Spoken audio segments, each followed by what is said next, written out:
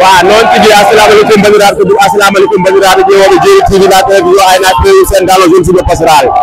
bandiraɓe hande eɗen ɗon nder Pastef mo département de Koupentoum région de Kaffrine région de Tambacounda machallah bandiraɓe ko message solennel jimi wadde version wolof e version pulaar o on jii so jii o kaala gannon ɗum ko gorko pullo woni ɗo so jii o gorko mawɗo gannon ko gorko pullo woni ɗo so jii o kaala gannon ko gorko pullo woni ɗo so jii o gannon gorko pullo woni ɗo wadde minen pulago ngu hay goto ɓuura amen yidde Ousmane Sonko minen fulɓe hay goto ɓuura amen yidde fulɓe Ousmane Sonko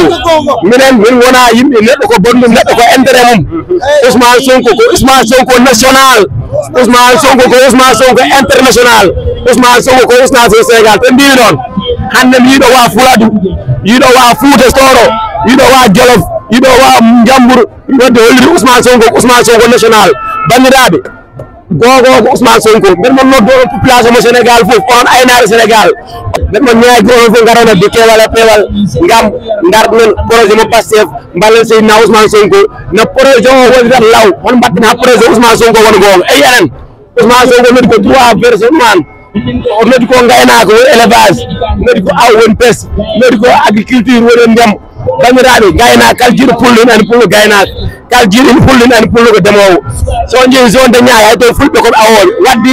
fulɓe hen mbokki projet mo Pastef wadde mbeɗa mon noddo onon foof ngal no ottira meeting o Sénégal rewat feewa ha faw minen de pulagu minen Fuutankoɓe minen Fuladu minen Jambour minen Undu foof